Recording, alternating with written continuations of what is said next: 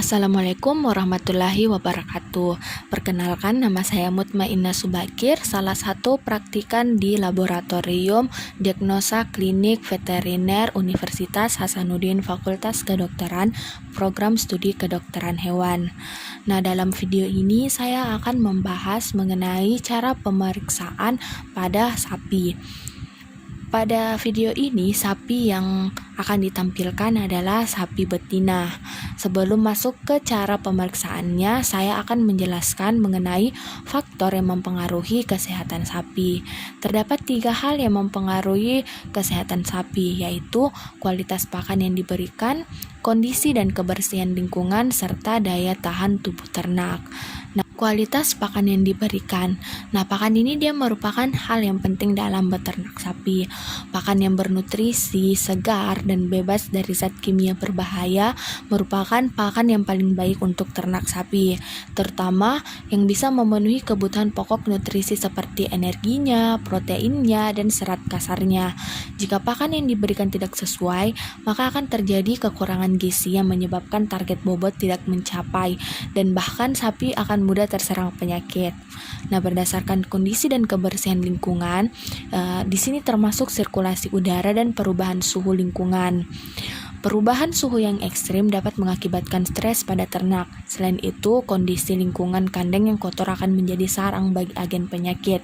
Agen penyakit pun dapat menyebar di lingkungan melalui berbagai media perantara seperti udara, feses, hingga makanan-makanannya. Untuk itu, kebersihan lingkungan ini harus terus dijaga, terutama kebersihan kandangnya. Daya tahan tubuh ternak. Nah, daya tahan tubuh ternak ini dia merupakan pertahanan tubuh ternak dalam melawan agen penyakit yang akan masuk ke dalam tubuhnya. Nah, daya tahan tubuh ternak ini dia tidak lain dipengaruhi juga oleh pakannya. Ternak yang memiliki daya tahan tubuh rendah ini akan sangat mudah terserang oleh penyakit. Nah, oleh karena itu, di dalam video ini saya akan membahas mengenai pemeriksaan klinis yang dilakukan oleh veterinarian atau oleh dokter hewan terhadap sapi. Nah, cara-caranya akan dijelaskan secara lengkap. Jadi, pastikan untuk menonton video ini hingga selesai.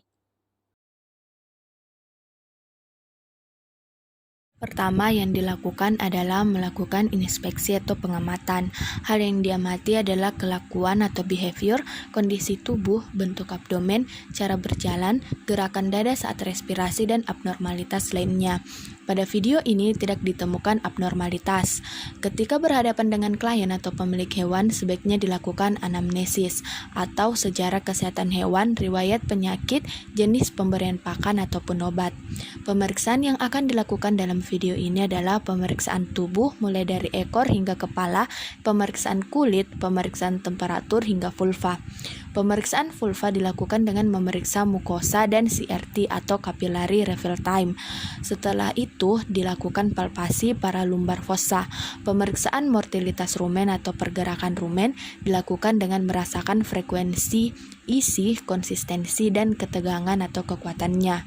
Sambil memeriksa rumen, dilakukan pengecekan limfonodus preskapular dan limfonodus subiliaka. Pada sapi di video ini tidak ditemukan pembengkakan pada limfonodusnya. Selain itu, dilakukan pula palpasi pada ambing dan milk vein-nya yang dirasakan kekenyalan.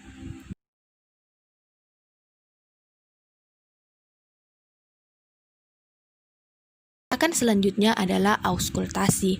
Untuk mendapatkan hasil yang maksimal, pastikan tempat dalam kondisi tenang. Untuk mendengarkan suara jantung, stetoskop ditempatkan di bawah di area toraks di belakang ekstremitas kranial. Pemeriksaan jantung dilakukan untuk menentukan frekuensi, ritme, hingga kekuatan pompaan jantungnya.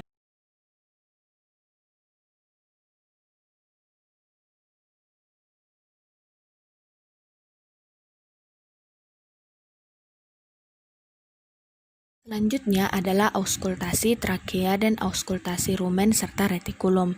Auskultasi ini dilakukan untuk melihat apakah terdapat displace abomasum. Selain melakukan auskultasi, dilakukan juga perkusi pada bagian yang ingin didengarkan.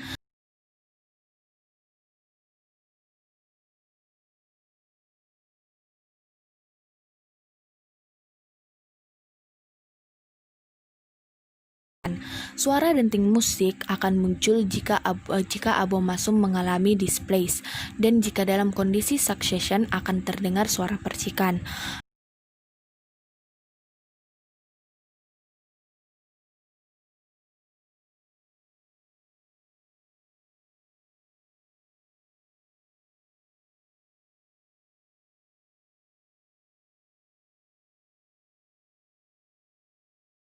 Lakukan langkah pemeriksaan yang kita lakukan pada sisi tubuh sapi ini kepada sisi tubuh yang lainnya, mulai dari auskultasi trakea, auskultasi jantung, hingga auskultasi rumen serta retikulum.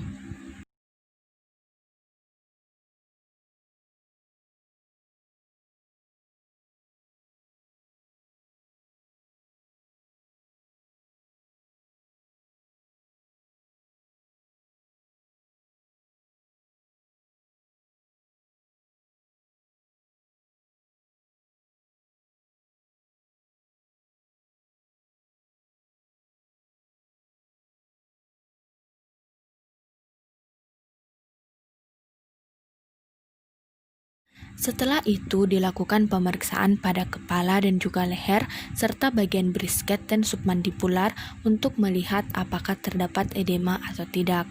Di bagian submandibular dapat ditemukan limfonodus dan kelenjar saliva.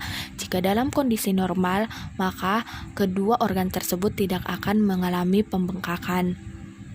Pada bagian kepala diperiksa mata, dilihat apakah terdapat moist, trauma, mukus pada membrannya hingga discharge. Dilakukan perkusi pada bagian sinus untuk memastikan apakah terdapat cairan di dalamnya atau tidak. Normalnya tidak terdapat cairan di dalam sinus tersebut. Dilakukan pula palpasi pada bagian vena jugularis untuk memastikan tidak adanya dilatasi. Setelah itu dilakukan pengujian turgor kulit dan berdasarkan video tidak ditemukan kelainan pada sapi tersebut. Setelah memeriksa mata, dilakukan pemeriksaan pada rongga mulut. Pemeriksaan pada rongga mulut ini diantara lainnya pemeriksaan bau, pemeriksaan lesi, pemeriksaan lidah, mulut, dan muzzle-nya. Di dalam video ini tidak ditemukan adanya lesi atau bau aneh ataupun warna ataupun kondisi lidah dan mulut ataupun muzzle yang terdapat di sapi tersebut.